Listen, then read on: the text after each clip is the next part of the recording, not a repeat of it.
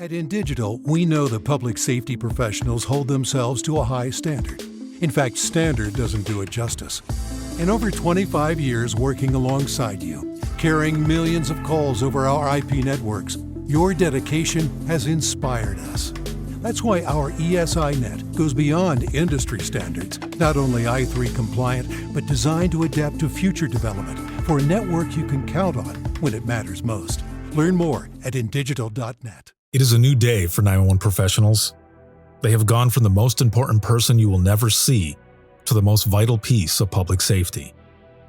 Truth be told, they always have been.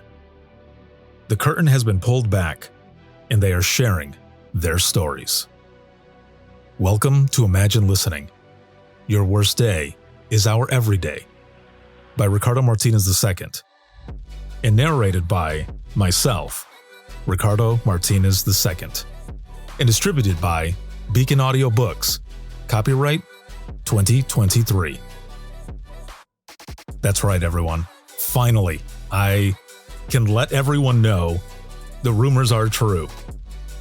Imagine Listening, Your Worst Day is Our Everyday is now available as an audiobook on Audible, and it's a long time coming. Very excited. Not a lot of authors get the opportunity to voice their own book, but I had the honor and privilege to do so. So thank you to Beacon Audio Books, as well as my publisher, Titled Town Publishing, for everything, but especially all of you for making the I Am 911 movement, as well as Imagine Listening, what it is today. I appreciate you all more than you know. So go ahead, head out, stream it, download it, however you consume your audiobooks. Imagine Listening is now available.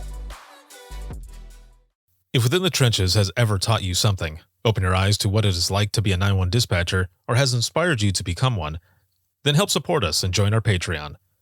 Get exclusive bonus content, one-of-a-kind swag, discounts on merchandise, ad-free early access to new episodes, and much more. To join, please visit patreon.com/WTT podcast. And if you're an industry partner, we have something for you as well. And now, for the show. This is Jordan, and you're listening to the Code 7 Podcast Network.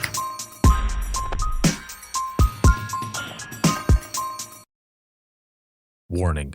This episode contains the 3 A's of podcasting: adult content, adult language, and awesomeness. You've been warned.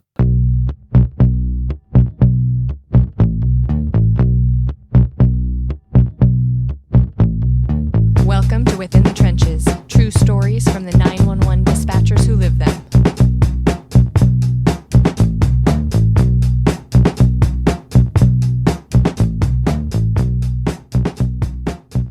Hey, what's going on? This is Ricardo with the Code 7 Podcast Network, and we are back. It is 2024, man. January 2nd, 2024, and this is Within the Trenches, true stories from the 911 dispatchers who live them. This episode is sponsored by InDigital, a leader next-gen core services, and a big shout-out, as always, to subscribers of the podcast. Thank you so very much.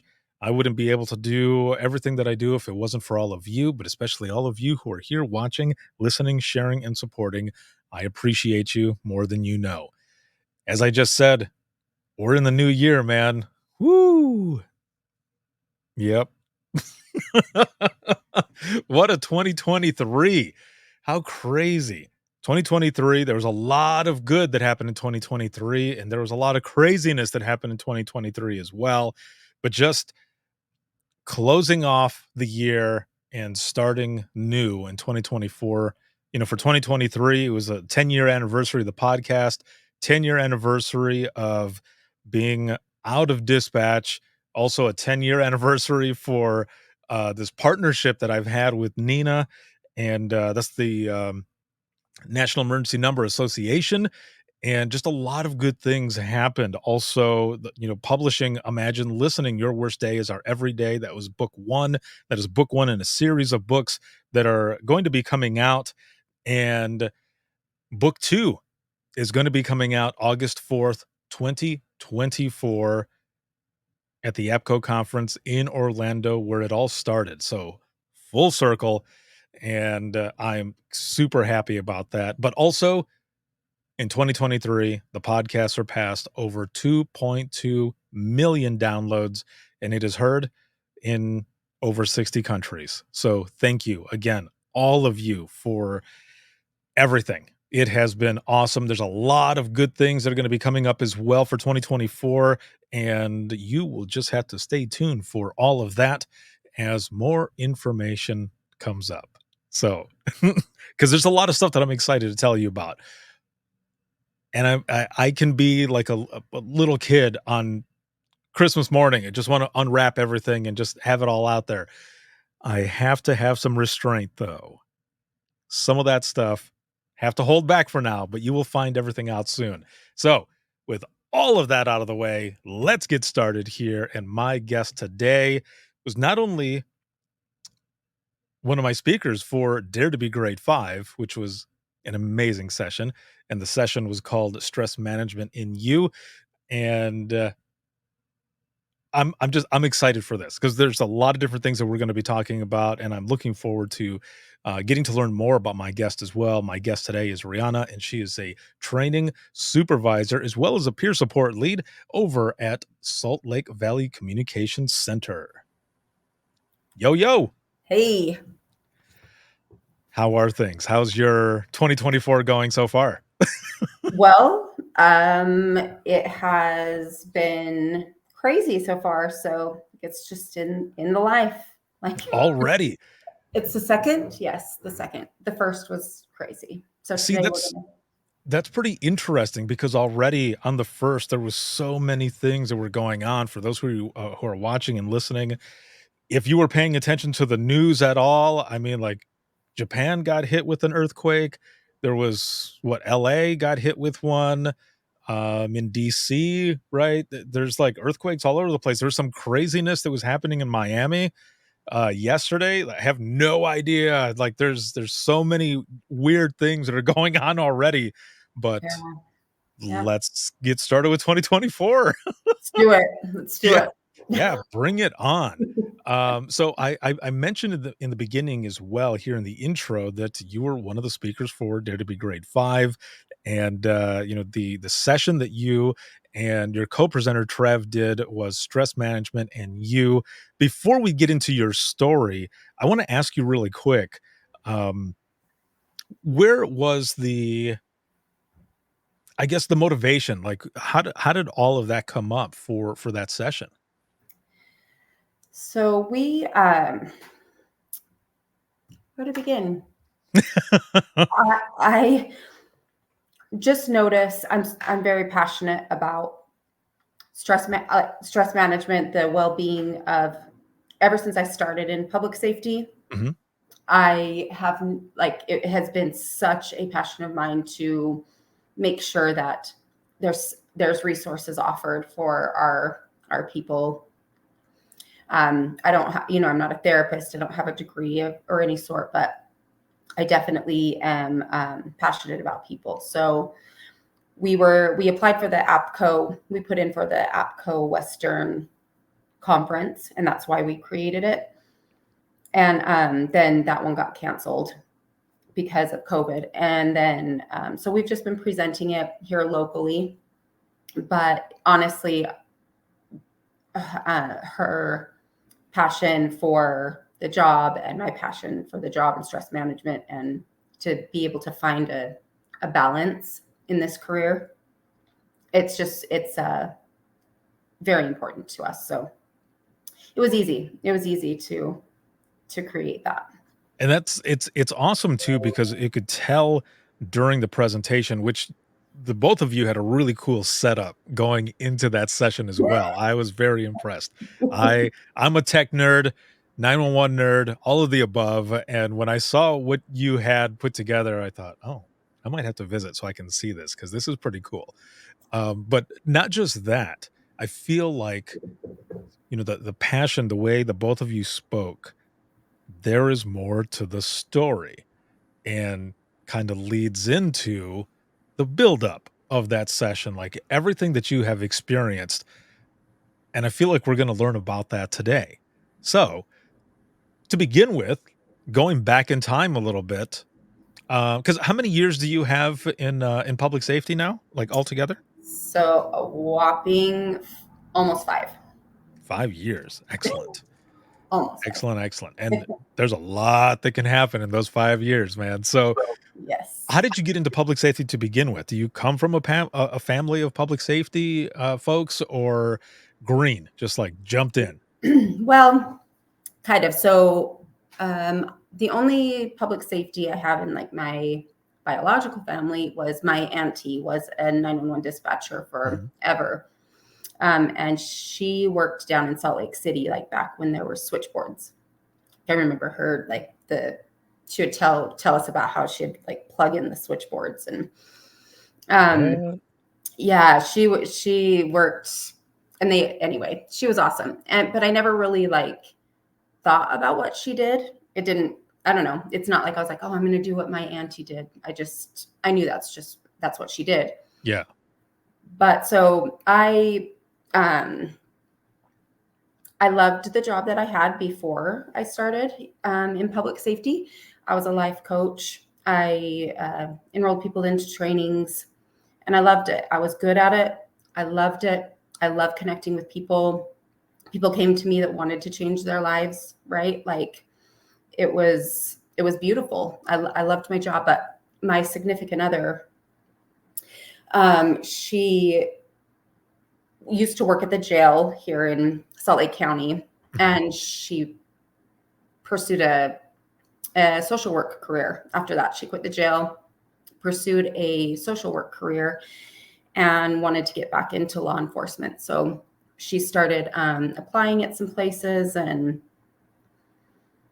I don't know, it sparked something in me that because I was 39 at the time. So I was like, I can't be an officer. I mean, I could, but that's just not, I don't know. I just wouldn't be able to do that. And so there was just this spark that lit up in me when she started applying for places. And that went on for about a year because I went back and forth about, I loved the job I had. I didn't want to leave the job I had, but there was this calling and I had no idea what I was supposed to do. And this is just kind of how I think about things. My perspective in life is not traditional, so just bear with me on that. But it was a year, and I sat in my office. I closed my door. I had a beautiful office with cushy seats, and I made my own schedule. And I closed the door, and I literally just closed my eyes, and I asked my angels, the guides that be, like, what is it that I'm supposed to be doing? Because I can't live in this limbo anymore. It was pulling me in so many directions. And I just surrender. I surrender to the next message that I get. That's what I'll do. I trust, right? And because this pull was just so strong. Mm-hmm. And so then I went on with my day. 3 hours later, I got a phone call from a good friend of mine. And she had asked how I was doing. I shared that I was thinking about leaving my job. And she was just like, what are you talking about? You love your job. I'm like, I don't know. I'm just supposed to be doing something else. I know it. And she said, well, my sister works in dispatch. And I was like, okay, dispatch. That's where I'm going. And within 30 days, I had my job and hit the ground running. And that's just kind of how my life works. How interesting is that sometimes it just happens that way? Phone call, get that phone call, and you're talking and it just pops up. I mean, when you heard her say that, how did you feel inside? Like, did you almost immediately in the back in your head go, "Oh shit!" Like there it like, is. yeah. Oh yeah. Like instantaneously, it was like,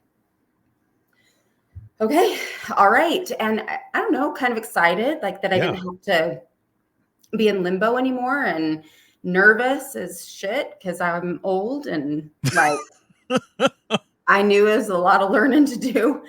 And I don't know. It felt like, okay, it just felt solid. Even though I felt nervous, I felt excited. And it was like, okay, I seriously just asked for this.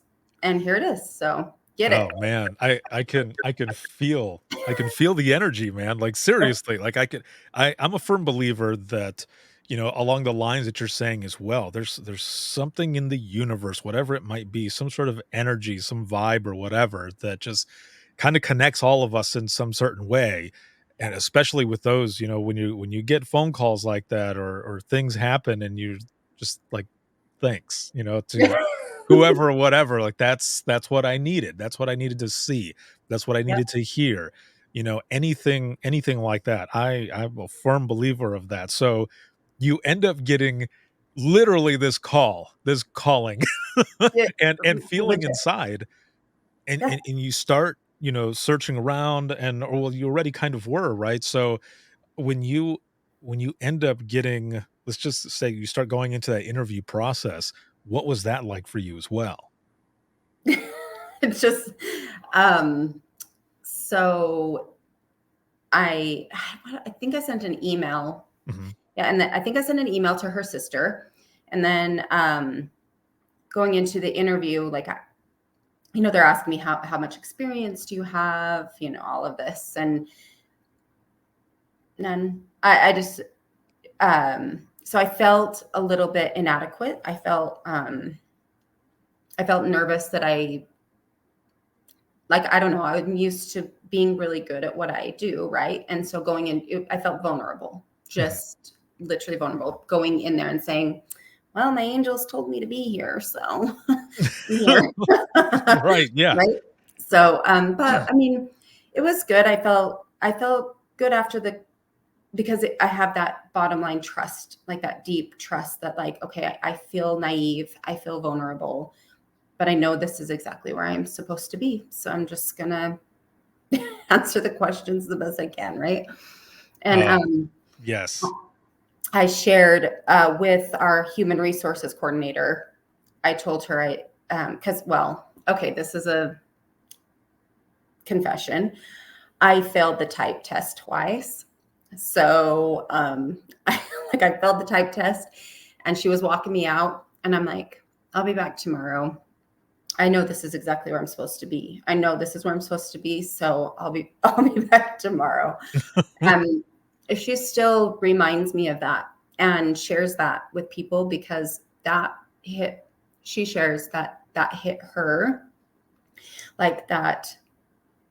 It felt so refreshing to have someone come into it with that like deep knowing that it was a path for me.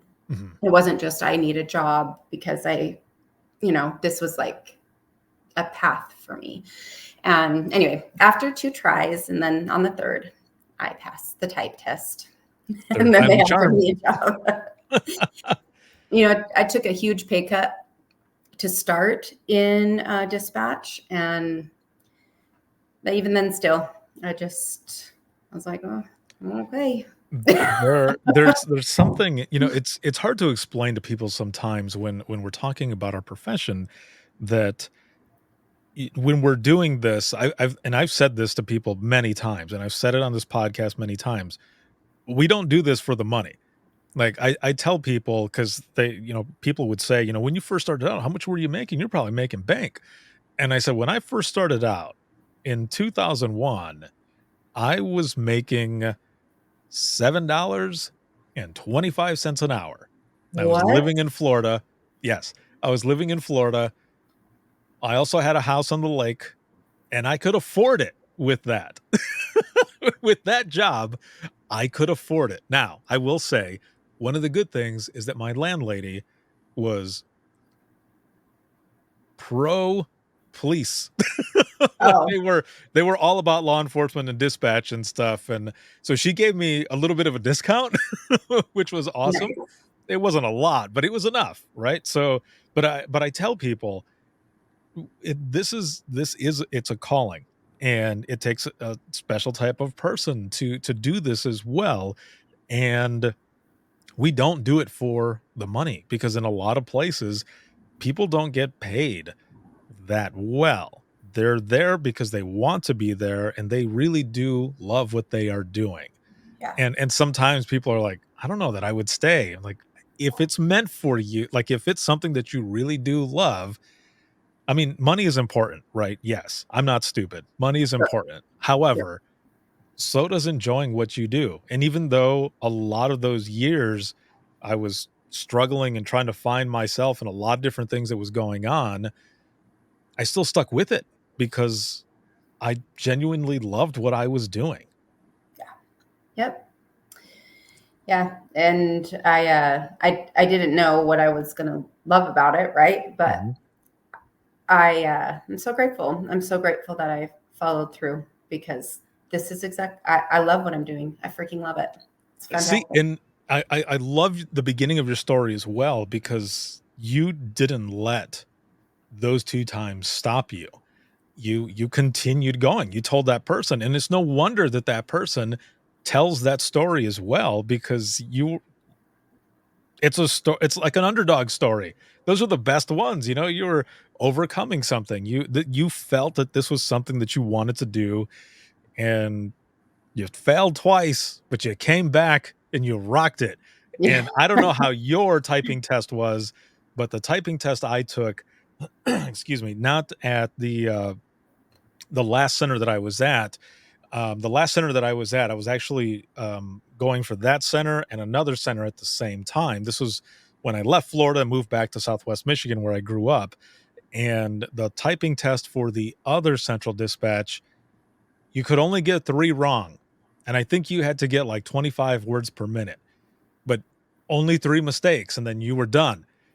I thought I was being badass, so I'm like, "Yeah, whatever," and then mistake number 1. I'm like, "Oh, okay, okay," and then I continue going, and just out of habit, I went to backspace, and that's considered a mistake as well, which I was not told that. So then I'm on my last try. And I thought, "I don't think I'm gonna pass this." And Pumpkins crushed. so yeah, so what I started doing was, I went to the proven, uh, almost way that you can get through typing, which is hunt and peck. And I was able to do that fast enough to get to the end and still have that 25 words per minute, but Oh, because I was able to watch also where I was typing and I passed it, but otherwise I would have failed it as well, man. it was rough. It was rough. Yeah. Yeah, especially if you've been typing for years and you're like, "Man, I got this," and you go in, then you get that first mistake, you're like, "Oh, wait a minute. Maybe okay, hold on." Yep, exactly. Right. So you end up going in that 3rd time and they offer you a job right in the spot? Like that's what it was? Yeah, so yes, because I had an interview and then passed the typing test, and then yes, they brought me in. So I went out to the lobby. They brought me in. I had it's like a second interview where they offered me a job. So How many people were in that second interview with you? Was it just you uh, and another person? there was four of us. So human resources, the director, and the training coordinator at the time. So Oh, man. So it was like a, kind of like a panel interview? yeah, I've heard of worse panel interviews, by the Yes. way, and I don't ever want to do that. That freaks me out. So, Yeah. but yeah, it was a mini panel interview. That same, dispatch center where I took that typing test, their interview, it was a 6-person panel, and it lasted almost 3 hours. Dear God. Oh, yeah. It was a long time, man. You've got the county administrator, a couple captains, and Yeah. then, you've got the dispatch admin in there as well. So, one person would start with a question, and each person would go down the line building on the one main question and Hmm. asking their own questions. So, Hmm. you're like I mean, they're basically testing you to see if you can handle the pressure, you Yeah. know? So, it was nerve-wracking.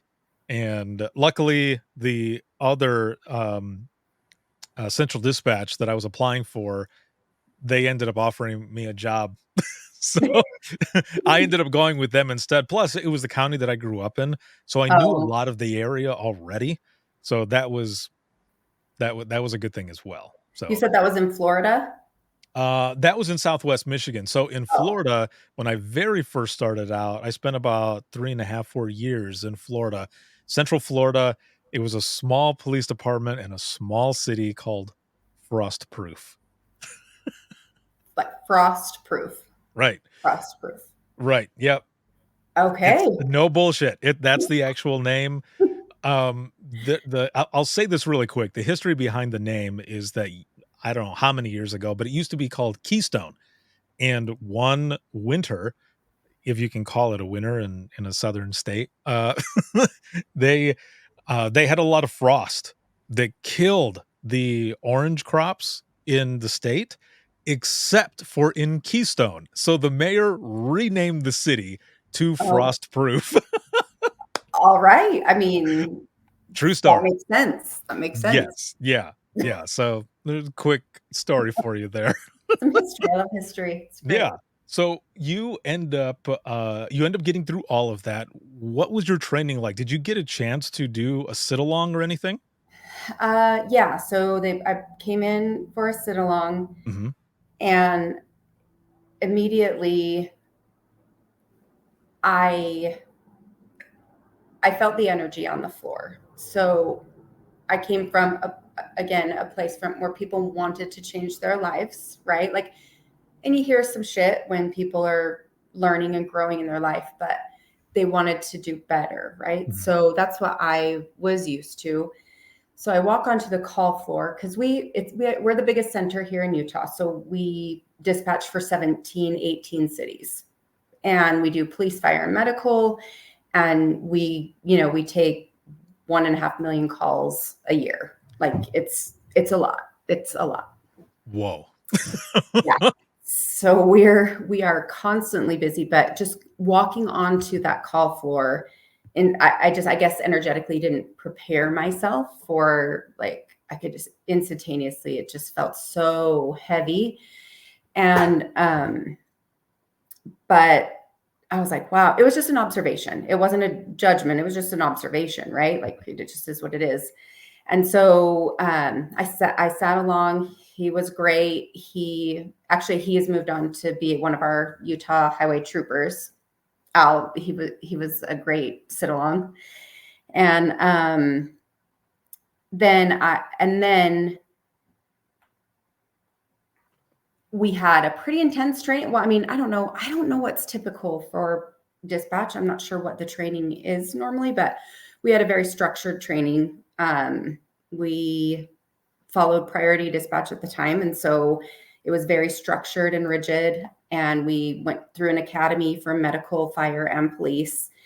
And we, of course, then there was our post and our in classroom time. I think we were in classroom like 4 weeks or 5 weeks, I think. Oh Uh, man. I definitely had a few breakdowns, like questioning myself during training. Training was hard for me because it's not, it's just, we learn different when we're older. And it was a lot of technical information. Then I started getting in my head about the liability.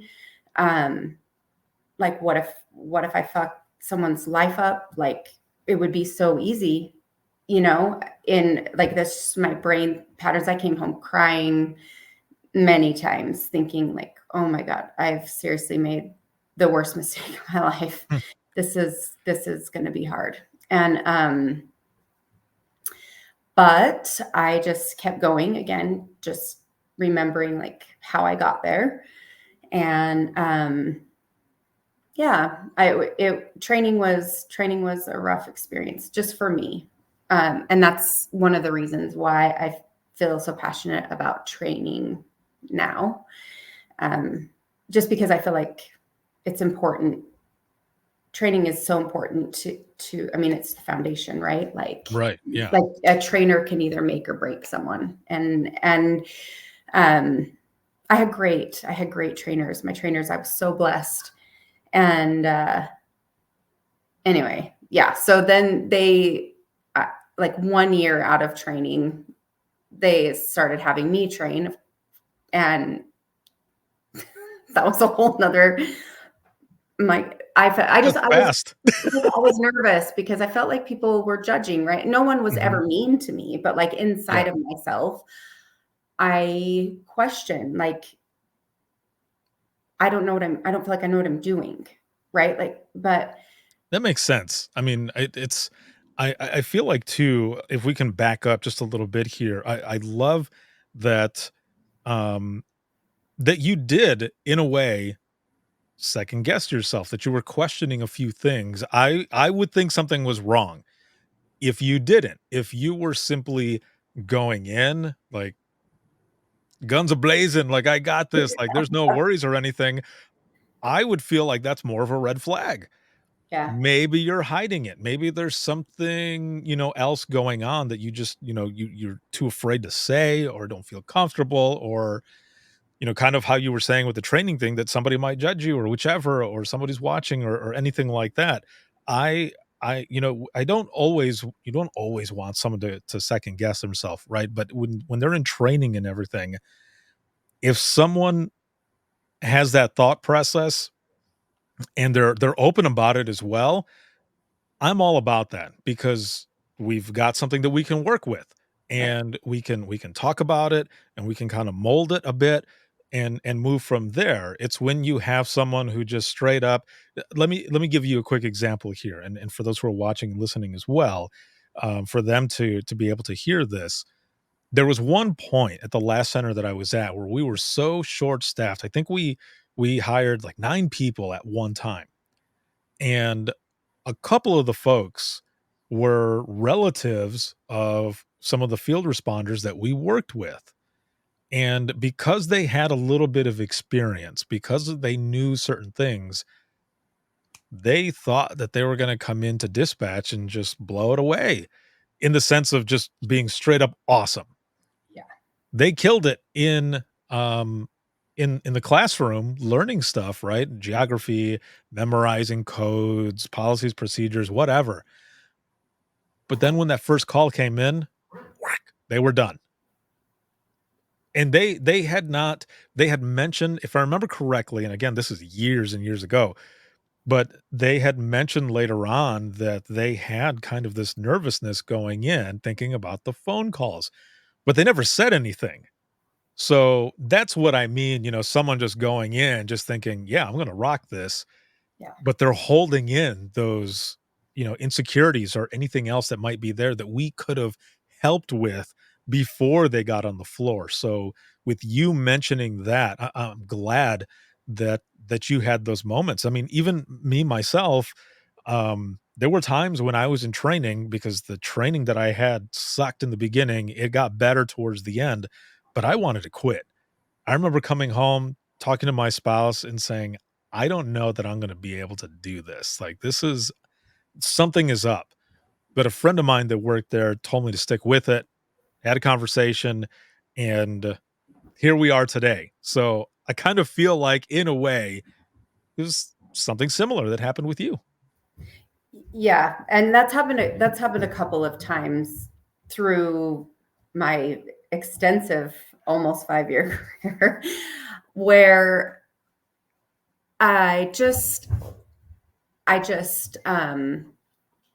have felt, and I'm not afraid. I am not afraid to be vulnerable, and that's one Mhm. thing I've noticed, is that I wasn't used to a group, like I wasn't used to the hard ass, like I didn't realize that was a thing. Just so naive, right? Like I just didn't realize that was a thing.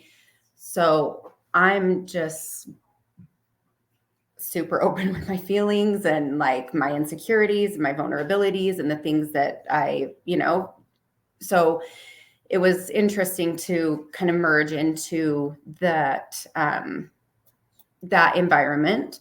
But with anything, I feel like if I experience someone vulnerable, then that gives me most permission to be vulnerable to, right? So I feel like, and I've learned so much from my coworkers that have been there for 700 years that like, right, like they've taught Yes. me so much, so much. And I feel like it's I don't know, it's a good balance. And I bring stones and crystals to work. So I create a little grid on my desk every day I come in. And I don't care what, it doesn't matter what people think, but it's been interesting to see how many other people, like, because to me, that assists me with the calls that come in, keeping my energy in alignment. It's just something that I believe in. So I'm not afraid to be that, right? So many people were just like, what in the fuck is this girl? Like, who is she? And they will tell you that. They will tell you that. But interesting how many people bring stones to work and we talk about it, and it's fun. It's fun to experience people opening up. And I have learned so much from my coworkers in ways, because they have wisdom that I don't have. They have wisdom that I don't have in this arena. And another time when I felt like I was going to quit is when in my training, because I was a call taker, then moved to dispatch, and hesitated to move to dispatch because I had got to a point where I was a really, really good call taker. And I knew I was just going to have to, anyway, emotionally prepare myself for going into something I have no idea what I'm doing. And anyway, I went from a very slow channel to my trainer was like, we're gonna do something different. We're gonna put you on Wasatch, which Wasatch is one of the busiest channels. And so instead of like kind of going in increments, I went from a very slow channel to a very fast channel. And Right into the lion's den. yeah, I'm like, okay, I guess this is just what's going to look like. And it challenged me. It challenged me and my confidence, and it was rough. But I look at that and I've used that for every challenge that I've had. Like, if I can do that, I can do anything. I truly can. Like, I just get to breathe through it. So I was grateful for her seeing that in me and trusting it, because we challenged the whole training, like, flow of things, right? And it's where, I don't know, and she always apologizes, but I'm like, it made me a better dispatcher because I got to fight my own demons inside of myself. Like, that was huge for me. That was very huge for me because, again, the scrutiny of, this girl hasn't even worked here very long. Like, what is different? Like, why are they doing this? So, and that's a lot of pressure. It's a lot of pressure, and it's a lot of pressure. So I like that. I like that person saw something in you. Obviously, they saw something in you to have you move over to that spot and work through it, and everything that you're doing now. I mean, just to back up a little bit as well, you being able to be open and vulnerable for certain things, because then you end up seeing everybody else coming around, communication, different things that you're learning and stuff. And I'm a firm believer as well that one voice can make a difference. And it sounds like you've been doing all kinds of stuff in over these 5 years, which has been awesome. So big plus to you on that. yeah, no, thank you. It's everybody has something to share, right? Like, everybody has like you say, everybody has a story. And I am grateful for my story, and I'm grateful for every other story as well, right? But I've just been on a journey in my life to live differently, right, than I have in my history. And I've just been in this ever evolving journey. So speaking up used to be really hard for me, but because of years and years and years of dedication of doing it different, right? It feels easier now. And I just feel like that's just part of my purpose. And it's not better than anybody else's. It's just part of my purpose. There's tons of gifts and talents that people have that I don't possess, right? Like that's just one of my gifts and talents that I've learned to embrace, and I'm grateful for it. And that is excellent, and I love that you are doing that as well, because that literally the next generation of 911 who is coming in after you, you're putting all of this stuff out there, and they're going to feel more comfortable in a lot of different ways to be able to continue their own journey, but from your example, and inspired by you, motivated by you, and everything that you're doing there. Now, if we can, I want to touch on something really quick as we're talking about all of the stuff that you were doing, and getting through training and how all of this other stuff happened. But do you remember your first call or any of your earlier calls that you took?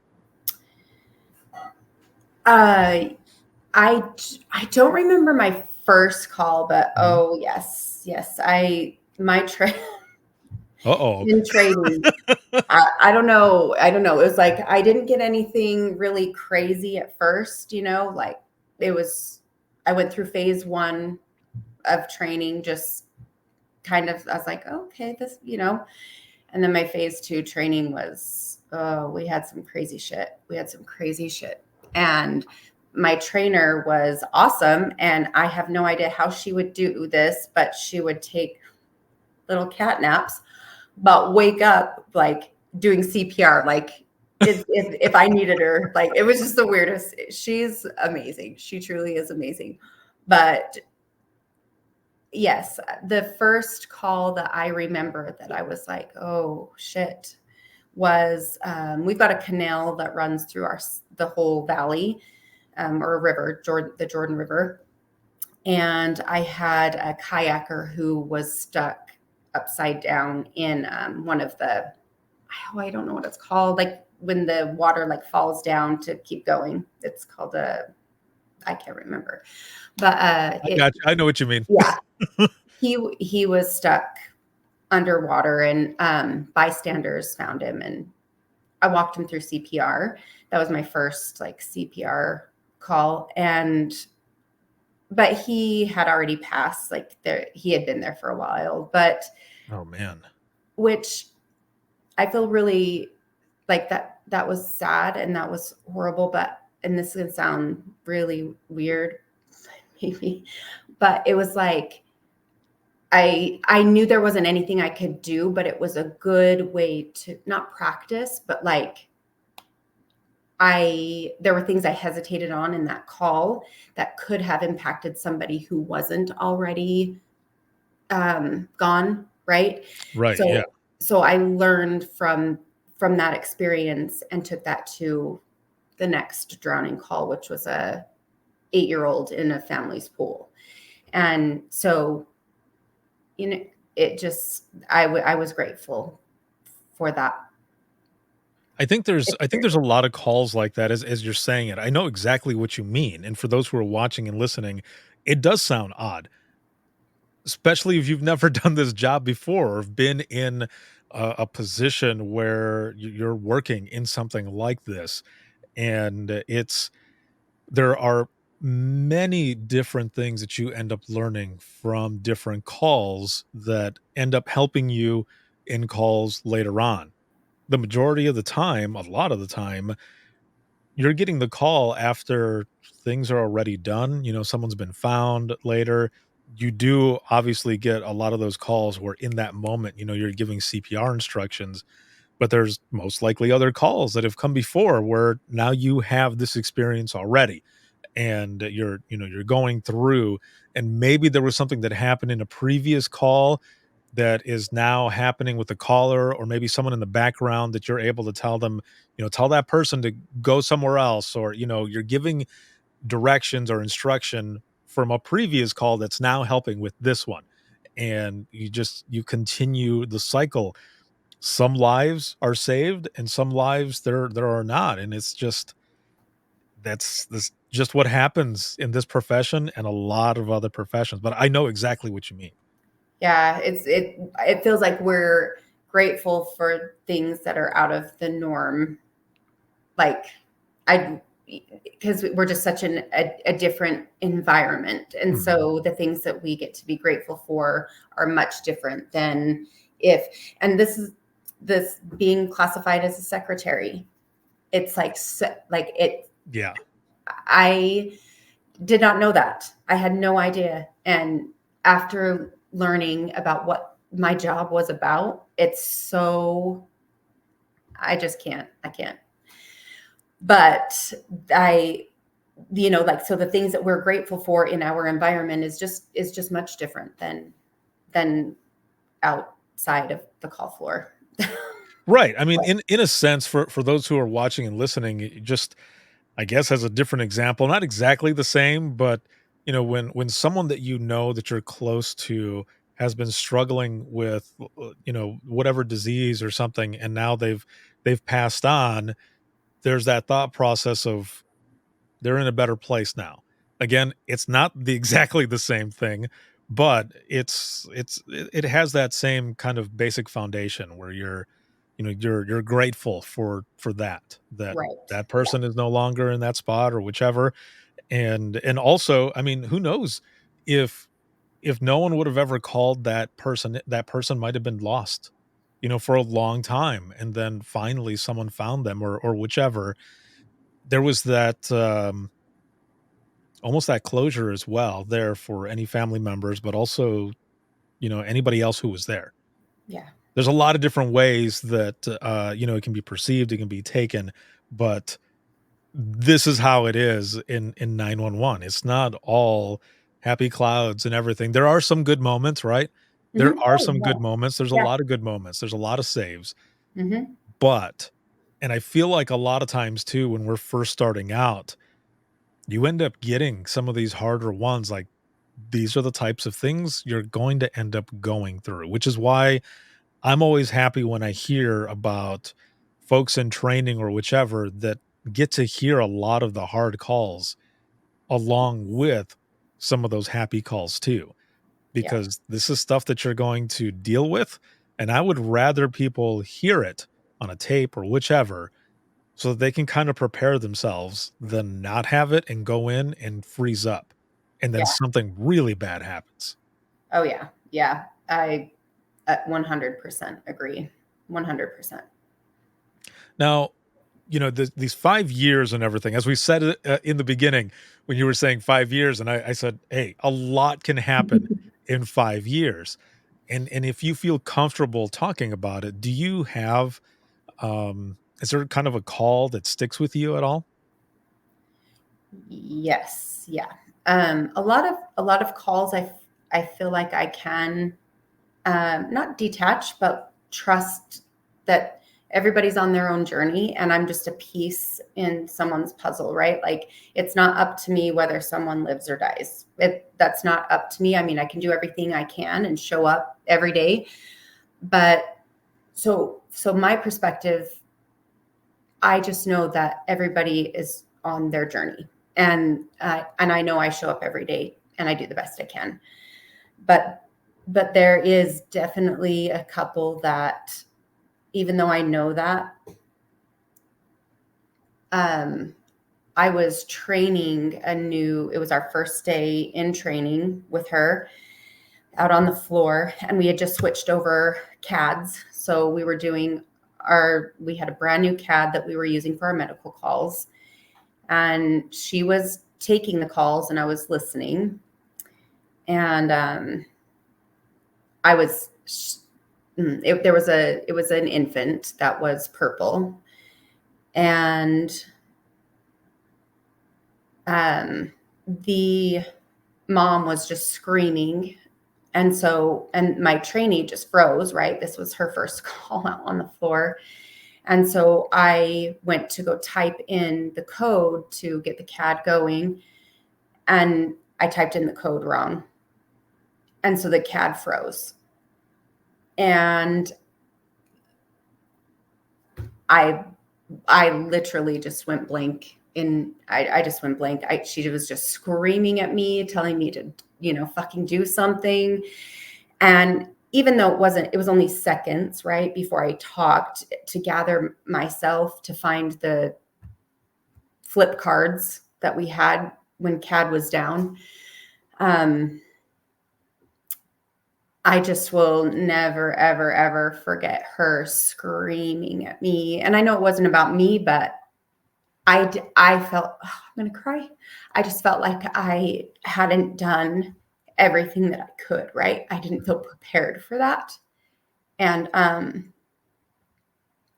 anyway, but my trainee was awesome. She fixed the computer stuff, and I did end up being able to start CPR, but just can't ever forget her voice, right? Like, and I do think about it often, and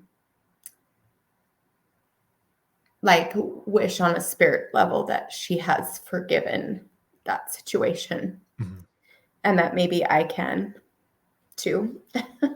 So I think that one, it's okay. It's okay to feel this emotion. I'm glad that you're allowing yourself to feel this emotion and put this out there. And thank you so much for the courage to share what you just shared and this story that sticks with you, because I can almost guarantee you there's probably a lot of folks who are watching, listening to this, who have dealt with something similar, and they're probably feeling that it's okay for them to let go as well, and actually, think about it and get past it, and allow themselves to feel that emotion that they've probably been bottling it up. So thank you for sharing that.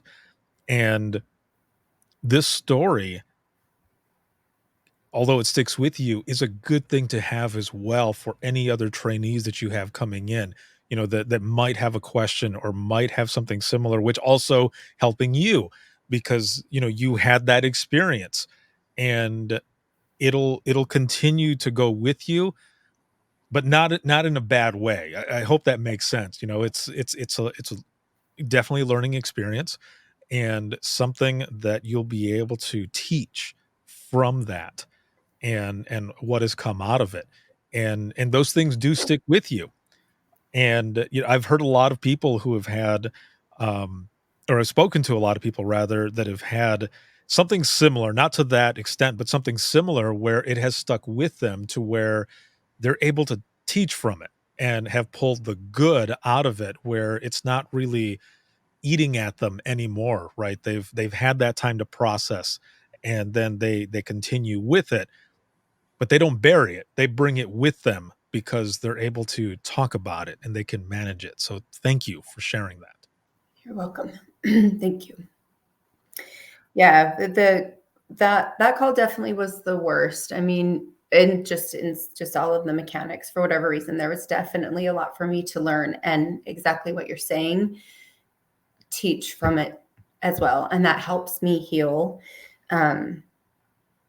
layer by layer, and it also teaches the others. So Yeah, a lot of those folks that are coming into it. I mean, you literally get the chance to mold these folks that are coming in, and you'll probably, and maybe you have already had a person like this, but you might end up getting someone who, you tell them something and they end up saying, "Well, yeah, you've been here, you've probably never done anything wrong." Or, not so much wrong, but have never had a situation like this, right? You don't know how I feel. You've never been in a situation like this. You've been here a long time. You have all this experience. And then you can bring up this story and say, "Listen, I do know where you're coming from. I want to tell you this story." yeah, And that's where you end up relating, and we come together and learn from each other, which is why I feel that, what we're doing right now is so important. Conversations like this, just simple, basic communication that in some centers, not all of them have that. Not all of them have folks like you who are so damn passionate about your job and it eats at you these things, but you're turning it around and you're using it as something good. And that is what is awesome. You're not letting it eat at you to the point where you're becoming jaded and crusty, you know, like, No. you know, like, and just being like, no, I'm not going to teach you any of this. You're just holding it in or whichever. Yeah. No, you're being open about it. And I mean, I'm getting goosebumps just talking about it. Like I love how you're doing this. This is a good thing, is what I'm getting at. Thank you. Thank you. Yeah, it's been a wild ride, but I look forward to what's coming, because I feel like the industry in general is shifting. Just to the, I mean, there's still work to do, obviously, but Right. the more vulnerable part of this work, I feel like it's no longer a secret that like this shit wears on us, and it wears on our first responders.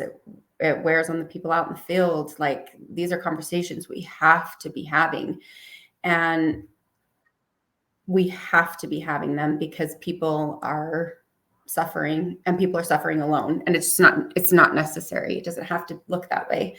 And so I'm grateful that I came into the arena now in this day and age where everything seems to be shifting. I never experienced it before, what it Mhm. was, but I've heard in having conversations with my tenured coworkers, right? Like, just how different, and now talking to the field responders more and having more interactions that way, just recognizing how shut down some of them are, and just being able to be here in this moment, to just be part of the shift, to just be part of the shift of that, because these things are happening in our world, and they're going to keep happening. Like, this isn't going to just be a phase, Right. and there's still going to be responders out there that are going to need help. And I just think as a collective, I see it changing That is everywhere. it's a good thing, because Mhm. when I first started out, there were no resources, nobody was talking about it, and, I remember when I first started doing all of this stuff, the very first thing that I did was in 2010, and people were just like, "This is awesome, but nobody's gonna listen to this." And I thought, "Oh, well, we'll see about that." And, And and look at you. we've been doing it ever since. So, yeah, there's a lot of things that have come from, which seems so easy, and I say it in classes that I teach.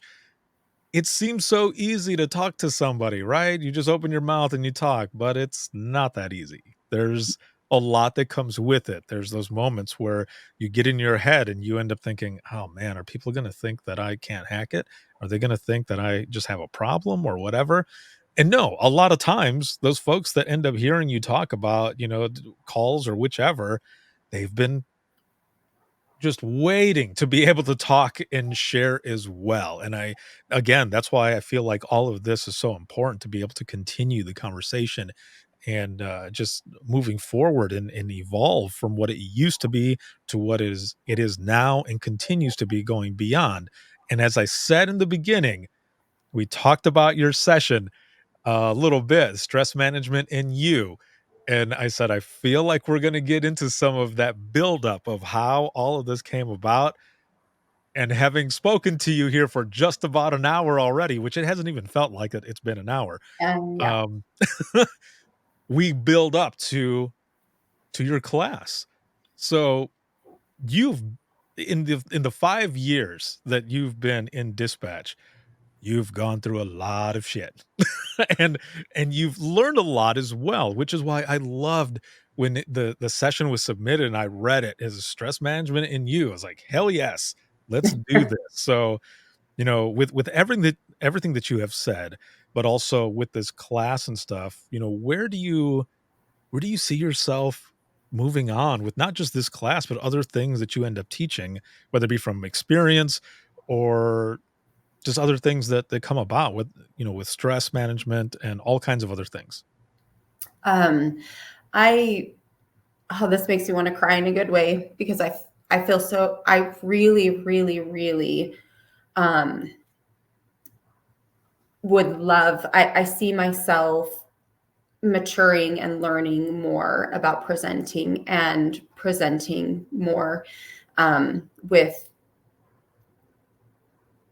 there's a lot of conferences that I would love to present at, just because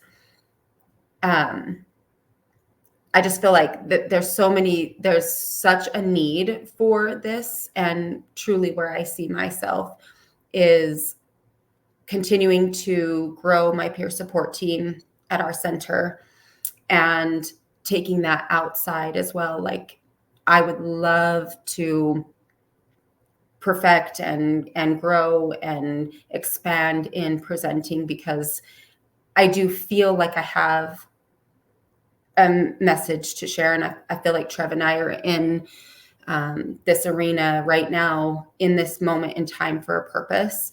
And I do have a desire to present, present more. I went to the Denise Amber Lee I Am the Be the Difference conference Yep. last year, and it was incredible. And I would absolutely love to be part of making a difference that way, because I do feel like we all have a story. And as I choose to be vulnerable, and as others choose to be vulnerable, right? Like the presenters there were epic, and our presenters on Dare to Be Great, epic. I learned so much by people just speaking and being who they are. So continue to grow as a dispatch supervisor. I'm 1 month into that. That's awesome. That is excellent. And again, I can hear it in your voice. I can see it in your face, just how passionate you are. And you are the type of person that I would want to listen to, that I would want to come into a class and learn from, because there are a lot of classes where it starts out as one thing and then it goes into, make sure to buy this or whatever. And like, oh, okay. Mhm. But or maybe it starts out that way and you don't really hear anything about that person. Like, I want to hear someone who speaks from experience, who is sharing a piece of themselves, because I can put myself in those shoes. I mean, we're empaths. This is what we do every day, right? This is what dispatch does. And that's how I relate to people. I am fascinated by the stories of just human beings, man. Just how, the journey, all of it. And Yeah. and that's the type of person that I want to hear. So I'm excited to see where you go with all of this and sharing your story and teaching and everything. And as we go into the wrap up of this episode, which it has been awesome to have you on here and learn more about you and hear your stories and such. Well, one last question for you. Yeah. If you could go back in time with the information, experience, knowledge, everything that you have now to talk to yourself in the beginning 5 years ago, what advice would you give yourself? Mm. Um, the the trusting in myself. So even though the self-doubt was necessary, I would truly just remind myself just to keep trusting, like, because it's my own demons, right, that got in my way. And so just to let go of the self-doubt and just lean in. I did that to a point, but there were definitely times where and just to be more compassionate with myself as Beautiful. I was learning and growing. That's So, awesome. That is good advice. And I always like to ask everyone that question there at the end, because there's so much involved in the journey up until the point, right, that we're recording, and talking about your specific journey, right? But then to look back and just think like, damn, what would I tell myself? Like, what would I tell myself in the beginning? but also would I listen to myself? And I think if I went back and I told myself, I mean, I definitely would. Like, well, obviously you went through something, so you know. So it's always good to hear what folks have to say and what they would do. Not so much do differently, because if you change some of those things, you'd be a completely different person than what you are right now, right? Right. If you Right. were trying to save yourself in the beginning, hell, you might not even be here right now. You might have thought, "Oh, I'm not gonna do this." It's not so much going back in time to change anything. It's just going back to give yourself rather a little bit of that advice. Right. Yeah. Yeah. Awesome. Well, this has been excellent having you on. I was excited to have you on, and it was just awesome. Keep doing what you're doing. Thank you so much for being on. Yeah. Thank you so much for what you do. So you're doing it. I appreciate it. It has been an experience. I get that. I get that. But you bring a lot of people together and a lot of awareness about what people do behind the scenes. And I'm very, very much grateful. Well, thank you. I appreciate it. And again, it was awesome having you on. It was an honor to have you here, and I will be back with you here in just one moment. And for those who are watching and listening, if you have any comments, questions, or you want to be a guest on the show, you can email us, and that's going to be wttpodcast@gmail.com. Once again, that is wttpodcast@gmail.com. You can follow us on X, on Facebook, all of social media. You can also become a supporter of the podcast and help support what it is that I do, whether it be on Patreon or Facebook. But to make it easier, you can simply go to links.co/WTT podcast. Once again, that is links with 2 i's.co/WTT podcast. You'll find everything on there, my email, all of my social media, where to follow, as well as the latest episode that has gone up. And you can also find where you can purchase Imagine Listening, the book, where you can pre-order book number 2, and where you can go for podcast merchandise and supporting the podcast. So again, that is links with 2 i's.co/WTT podcast. There's a lot of stuff that is going to be coming up in 2024, so make sure to watch out for that. This